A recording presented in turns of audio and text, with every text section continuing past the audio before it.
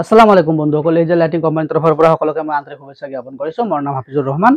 মই আজি আপোনালোকক দেখাবলৈ লৈছোঁ এখন 20 HP ডিজেল ইঞ্জিনৰ ৰাইচ মিল।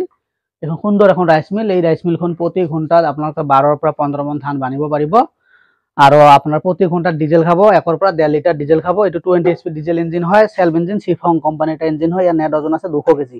ইয়াৰ 200 কেজি ওজন, খুব হেভি ইঞ্জিন হয়। এই প্ৰতি ঘণ্টাত 1.5 লিটাৰ তেল খাব আৰু 12 পৰা 15 মন ধান এই বানিব পাৰিব অনায়াসে। গতিকে এইখন আমাৰ ইণ্ডিয়ান সিৰিজৰ হোলাৰ হয়, অটোমেটিক হোলাৰ। ইয়াত কোনো নখ দিব নালাগে, খুব সুন্দৰ হোলাৰ হয়, অটোমেটিক। ইয়াত কোনো নখ দিব নালাগে, অটোমেটিক চাউল ঝাৰা হৈ ফ্ৰেছ হৈ ওলাই আহে। ইয়াতে আমাৰ ফেন সিস্টেম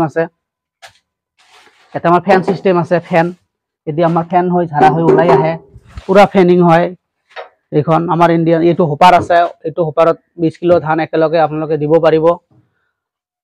গতিকে ইয়াৰ আমাৰ চেলটো আমাৰ 8 নম্বৰৰে হয়। যতে যতে যাব তাতে পাব। যে পাৰ্চৰ কাৰণে দৌৰাব লাগে এনেকা কোনো অসুবিধা নাই, যতে যাব ততে পাৰ্চ পাব। ইয়াৰ 8 নম্বৰ হোলাৰত যিমান পাৰ্চ আছে এইখন এই হোলাৰখনত খায়, সেইকাৰণে এই হোলাৰখন ভাল। ইণ্ডিয়ান সিৰিজৰ হোলাৰ, পাৰ্চৰ কাৰণে দৌৰাব নালাগে।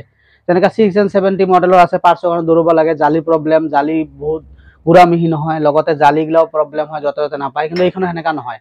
এইখনো 8 নম্বৰ হোলাৰৰ জালিয়ে খাব, 8 নম্বৰ হোলাৰৰ চেলে খাব, 8 নম্বৰৰ বিয়াৰিঙে খাব। পাৰ্চৰ কাণত কোনো ঠাইত দৌৰাব নালাগে, কিন্তু ইয়াৰ ফেনিং আছে, চাউলটো অটোমেটিক ঝাৰা হৈ ওলাই আহে। মই ভিডিঅ' বনাৰ ইমান এক্সপিৰিয়েঞ্চ নাই, তথাপিও মই আপোনালোকৰ ওচৰত কিছুমান ভিডিঅ' দাঙি ধৰোঁ। গতিকে এই ধৰণৰ যদি ৰাইচ মিলগিলা লাগে, আপোনালোকে তলত দিয়া নাম্বাৰত ফোন কৰিব আৰু অৰ্ডাৰ কৰিব পাৰিব। অৰ্ডাৰ কৰাৰ পিছত এসপ্তাহ পিছত ডেলিভাৰী দিয়া হয়। খুব সুন্দৰ মেচিন হয়। আমাৰ অসমত মিনিমাম 100-150ৰ ওপৰত ইণ্ডিয়ান সিৰিজৰ হোলাৰ আছে, এতিয়াও চলি আছে। গতিকে আৰু এখন আছে আমাৰ, এইখনো ফিটিং হৈ আছে অলৰেডি। আমাৰ হোলাৰ আহি পোৱা নাই, হোলাৰ আহি পালে আমাৰ এইখনো এক ভাই অৰ্ডাৰ কৰিছে। এইখন হৈছে গোৱালপাৰাৰ এক ভাই অৰ্ডাৰ কৰিছে, তেখেতৰ কাৰণে মই বনাই আছোঁ। আৰু এইখন হ'ল নলবাৰী মুকলমুৱাৰ এক ভাই অৰ্ডাৰ কৰিছে, আহি আছে। এই চব মই ভিডিঅ'টো আপোনালোকৰ ওচৰত দাঙি ধৰিছোঁ। গতিকে এই ধৰণৰ ৰাইচ মিলগিলা আমাৰ গাড়ী ফিটিঙো বনোৱা হয়। গাড়ীত ফিটিং কৰি ঘৰে ঘৰেও আপোনালোকে বানিব পাৰিব। যদি গাড়ী ফিটিঙৰ ৰাইচ মিল লাগে, আপোনালোকে আমাৰ পৰা ল'ব পাৰিব। বিনা গাড়ী লাগিলেও ল'ব পাৰিব।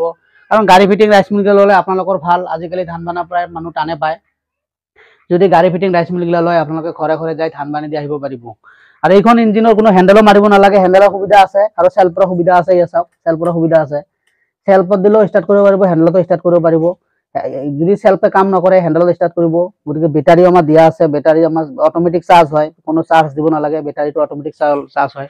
আমাৰ ইয়াতে ধানটো এদি ইফালে সোমাই, এদি ভাঙা হৈ ইফালে হৈ ইয়াতে ফেনিং হয়। ফেনিং হৈ আমাৰ চাউলটো একেবাৰে ক্লিন হৈ ওলাই এদি ইফালে দি আহে, ডাইৰেক্ট ভাত ৰান্ধিব পাৰিব। আৰু ব্লেডটো বহুতে মই কমেণ্ট কৰি কয় চাউলটো ভাঙে। নাই, চাউলটো ভাঙাৰ এটাই কাৰণ হয় কি, এই ব্লেডটো যেতিয়া চেলৰ লগত চপাই দিয়ে, তেতিয়াতো চাউলটো ভাঙিবই। আৰু ধানটো যদি শুকান কম থাকে, চব ধানতো একে নহয়, কিছুমান ধান আহে ধানটো শুকান কম হয়। গতিকে ব্লেডটো যদি চাপাই দিয়া হয়, তেতিয়াহে চাউলগিলা ভাঙে, নহ'লে এনে নাভাঙে।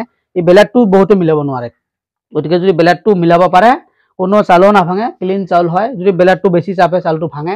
আৰু ব্লেডটো যদি বেছি ফাঁক হয়, চাউলটো তাৰ চাউলৰ লগত ধান আহে। এইখিনি ডিফাৰেঞ্চ। মই ইয়াৰো এটা ভিডিঅ' দিছোঁ, আপোনালোকে চাব ব্লেড কেনেকৈ ফিটিং কৰে, কিমান ফাঁক ৰাখিব লাগে। মোৰ ভিডিঅ'ত চাওক, মোৰ চেনেলটো ছাবস্ক্ৰাইব কৰি ৰাখক।